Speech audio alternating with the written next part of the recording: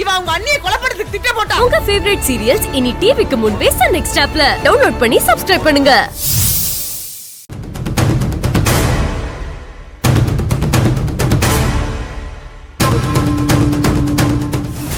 போதுமா?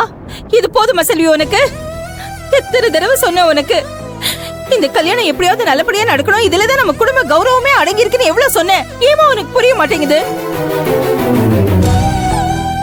இன்னைக்கு உன்னால 2 குடும்பமும் உடைஞ்சு நிக்கிற அளவுக்கு ஆயிடுச்சு. இப்படி அண்ணனையும் தம்பியையும் தனித்தனியா பிரிச்சிட்டியே. அண்ணி, என்ன நீ இப்படி பெரிய பெரிய வார்த்தையெல்லாம் பேசுறீங்க? நீங்களே என்ன புரிஞ்சுக்கலன்னா எப்படி? போதும்மா, போதும். நீ பேசுனதெல்லாம் போதும். இனி எந்த விளக்கமும் கொடுக்காத. எப்ப நீ செஞ்சு கொடுத்த சத்தியத்தை மீறினியோ அப்பவே எல்லாம் முடிச்சு போச்சு. இத பாருங்க, இந்த கல்யாணம் நல்லபடியா நடக்கணுங்கிற எண்ணம் இருந்தா மட்டும் நீங்க வீட்டுக்கு வாங்க. அப்படி இல்லைன்னா நீங்க வர வேண்டாம்.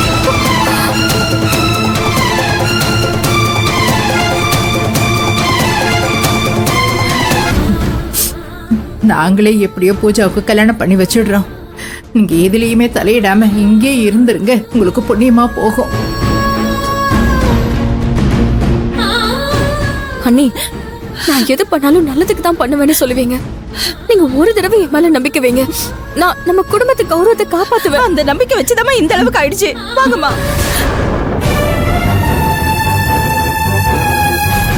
போறத பாத்தியா?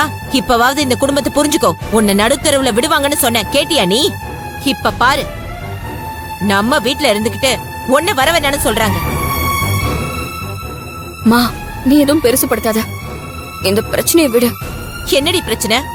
இன்னும் என்ன நடக்கணும்? இவ்வளவு அசிங்கப்படுத்தினதுக்கு அப்புறம் நீ அந்த வீட்டுல போய் வாழணும்னு அவசியம் கிடையாது. நீ இங்கே இரு.